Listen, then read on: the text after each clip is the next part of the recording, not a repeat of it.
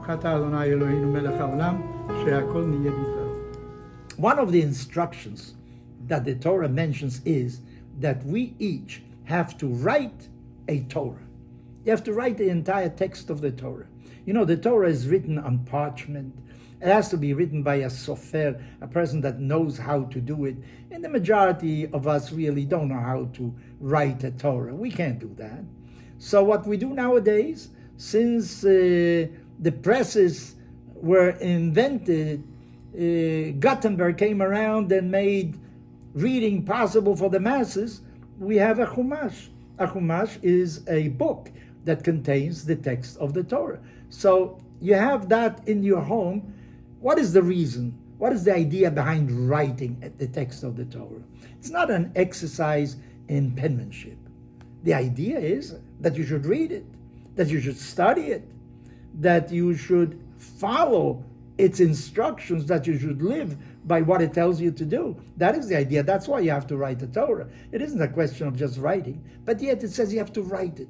So many a time when a new scroll of the Torah is presented in the synagogue, they leave the last few lines not filled out really, because Hebrew letters have a lot of ink in them. They just put the contour without filling the letter itself, and they invite people to fill in the letters, and this way you fulfill this ordinance of writing a Torah also.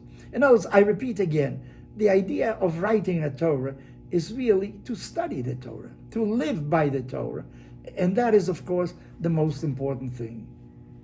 But there is an additional law that says the following, that a king has to write 2 scrolls of the Torah. Not 1, 2. Why does he have to write 2? Well, the Torah says he has to keep that with him at all time. Even when he goes out to war, he must have the Torah with him. Why is the insistence on 2 sets of the Torah? Maybe the idea is he should not think that he is above the law. He's the king, so he can do whatever he wants. He can issue new norms. No, sir. You have to also follow the instructions of the Torah. You have to work within the framework of the Torah. That's how you have to act. And you cannot act independently outside of what the Torah says.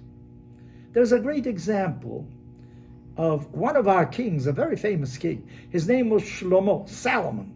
He was the son of King David. He was the one that built the Beit HaMikdash, because according to our sages, David had used the sword in the conquest of the land of Israel, and therefore somebody that used the sword really should not be the one to build what is a house of peace, really, of learning for all of humanity, really. So his son, King Solomon, was the one that actually built it, even though, according to many of our rabbis, the plans were really made by David, but the one that executed those plans was King Solomon. So he built it. He was very smart also. He's the author of Mishlei, Kohelet, Proverbs, Ecclesiastes. He was the Song of Songs is from King Solomon. He was a very bright man. So he thought, even though the Bible says that a king should not have many wives, we have to bear in mind that many years ago, men were able to have more than one wife. But the Torah says specifically about a king, he should not have a multiplicity of wives. And he thought to himself, he's so smart, even though the Torah says that, he will be able to manage it all. Why did kings need so many wives?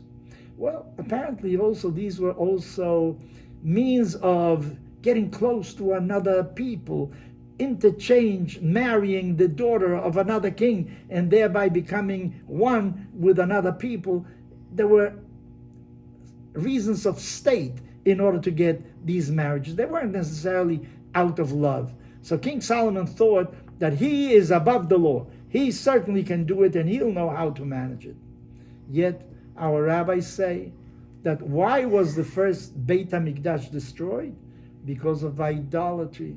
Because many of these wives imported their customs from their homeland, idolatry. They brought in priests of idolatry, and the first Beit HaMikdash contained also the seeds of idolatry within it, and that brought about the destruction of the first temple. So if King Solomon, who was the brightest of all men, fell because he disobeyed the Torah, what about you?